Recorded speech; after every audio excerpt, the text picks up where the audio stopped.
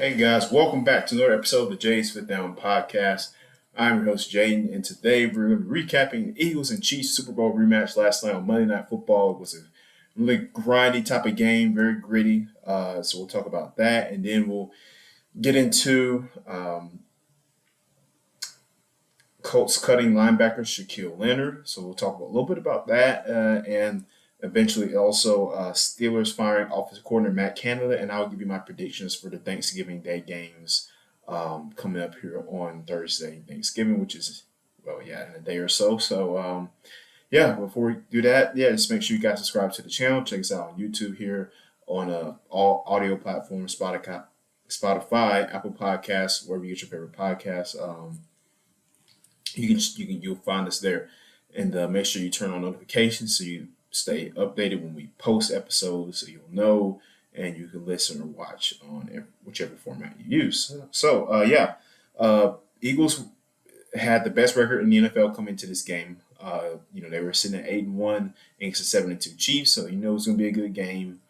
But it wasn't like the explosion we saw in Super Bowl 57. Not at all. It was not, 34, 31, or 30, 38, 35. That's not what we saw. It was a grinding game, like run the football and be physical and make the plays when you need to make those plays, getting those hard first downs.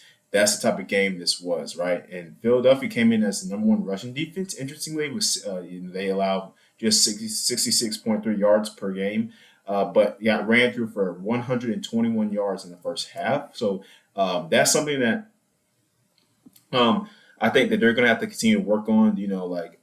Maybe it's just they have the best rushing defense, but still, you can't let stuff like that happen, right? If you have the best rushing defense, so they're going to continue to work and keep that going, improve that, right? Make sure that they don't get run through like that again. Especially heading towards the later weeks of the season as they move towards the playoffs. But man, and Jalen Hurts, 14-22, 150 yards passing, 2 rushing touchdowns, had an interception in the first half. Didn't play that well in the first half, had 46 yards passing, and that, like I said, that aforementioned interception. But in the second half, he turned things around, playing a little bit better, and found Devontae Smith for a big 41-yard gain down the sideline. That was crucial, and helping them set up to score in the red zone. So, and the Chiefs, on the other hand, were shut out in the second half for the third straight game.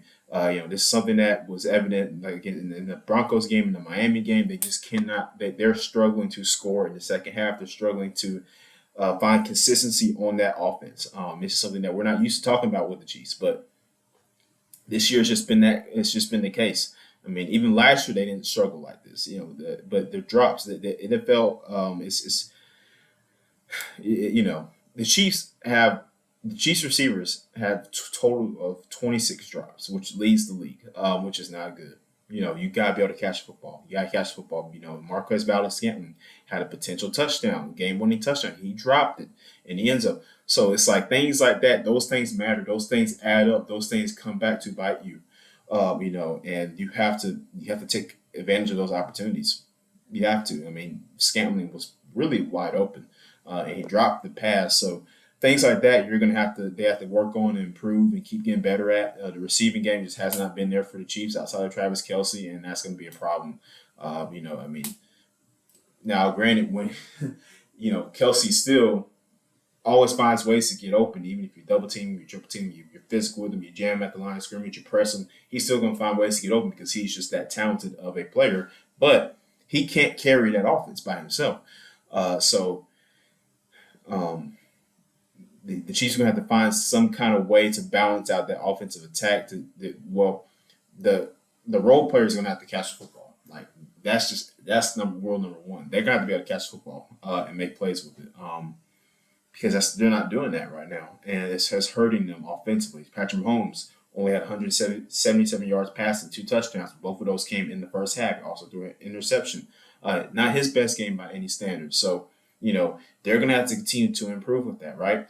Like I said, watching the game, it was physical. The offensive line for Philadelphia, gave up some sacks, which is, that's something they also need to, clean up. Some missed blocking assignments there. Chiefs, Steve Spagnuolo did a good job sending some different stunts and blitzes at them. So the offensive line is going to have to do better in pass protection for sure for the Eagles. But overall, good game, good grinding game. It was physical, like I said. I mean, the Chiefs ran the ball well, just couldn't throw it. They ran the ball well. The Eagles, punched it in when they needed to, and they got the win. So hey, good kudos to them. Good win for Philly. They moved to 9-1 on the year. Chiefs dropped down to 7-3. Um, so yeah, interesting game. Interesting game enough for for the Eagles. So yeah, I mean, it was just now next game up for them is the Bills, which is next Sunday. So that's going to be a good matchup there for Buffalo and Philly in Philly. If the Eagles win that game, um, you know, I mean, it's time to talk about them. Like it's like, hey, like all right, like, this team is good. They're really good. They're finding these ways to win. And then when they play the 49ers the week after that, that's also going to be a test as well. So again, rematch of the NFC Championship. So things like that, man. It's right now. My top three teams in the NFC are Philly, San Francisco, and Detroit. Like that's just the way I see it right now. I mean, Dallas. I don't trust them again in the playoffs until they win a playoff game and show me that they can win in the playoffs. I'm not going to put them up there. I can't. I just cannot. So those are my top three teams. Detroit is 8-2 in the year. They are 8-2. That is very impressive. They have not been 8-2 in a long time at this point in the season. So it's like, man, the Lions are playing really good football as well. I'm impressed with what they're doing. They're also finding these ways. So their passing attack is one of the best in the league. Jared Goff is playing good football. Their running attack is doing well as well. David Montgomery he's having a resurgent year after being after leaving the Bears, leaving Chicago. So he had an impressive outing against his former team on Sunday. So I was interested to see that. But yeah, like I say, it's just very interesting. So, but moving on here into our NFL kind of news of the day, Colts have cut linebacker Shaquille Leonard, right? So the 2018 draft pick has been there for a few years.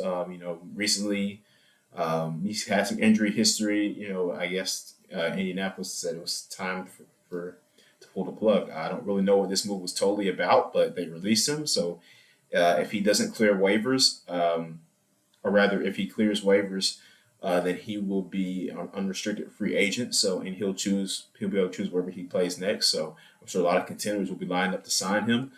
So, I would expect Philly to be in the mix.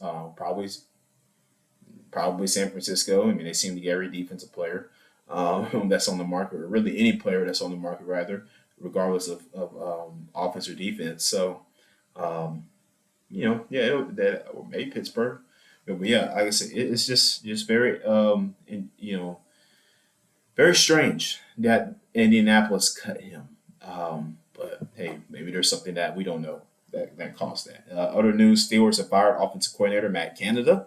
Um, yeah, this was. I mean, yeah, this was a long time coming. I mean, the Steelers' offense was one of the worst in the NFL I've absolutely seen. They have been nearly last in every category as far as scoring offense and efficiency and touchdowns, passing yards. Again, like they just been really bad offensively. And Matt Canada is a part to blame for that.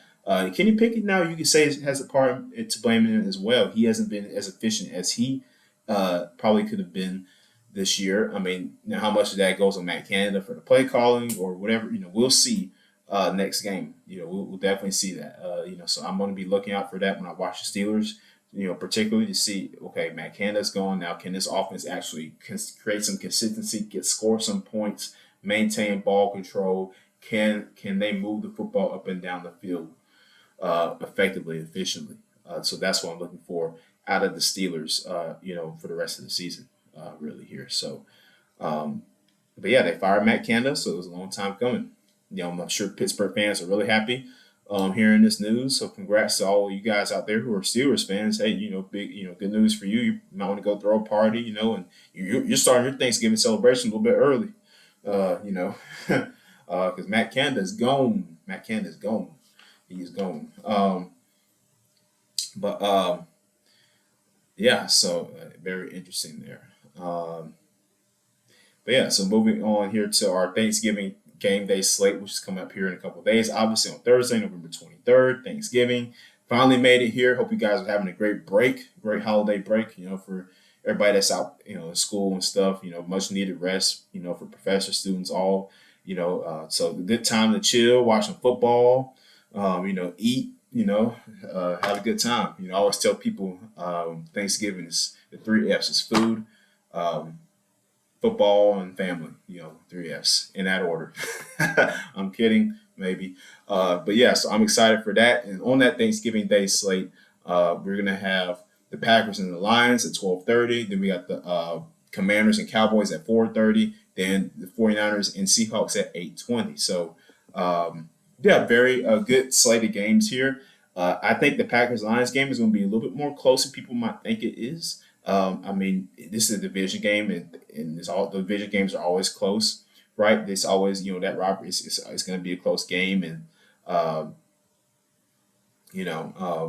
I mean, and besides that, it's Thanksgiving, so do people want to show out for their family and stuff, and everybody's watching, they're on the national, TV, national TV, and you want to go home and enjoy your meal, after a win, the Thanksgiving meal hits, it hits good when you have a win behind it. um, so 49ers, Seahawks as well that night. And then, like I said, the Commanders and the Cowboys. I mean, and again, it's all, these are all in divisional matchups. So Commanders and Cowboys, NFC East. So yeah, this game also, I would not expect Dallas to just blow them out like they did the Giants because, you know, the Commanders are going to play you tough. They're going to play you tough. And, of course, they have their lapses here and there. On both sides of the ball, and offensively they have to protect Sam Howell. They won't have an even chance to win this game. They're gonna have to keep him upright in the pocket. But Sam Howell is like what top two, or I think he's the league leader in passing yards this season, surprisingly. So he's been playing good football. Except like I said, the offensive line just has not held up really well. And against that ferocious pass rush with Dallas, they're gonna have to. So that's gonna be an interesting thing to watch out for. The Commanders currently sit at 4-7. Dallas at 7-3. So much needed win for both teams here, right? And yeah, so that caps up the afternoon slate, and then you move to the night game. 49ers in Seattle.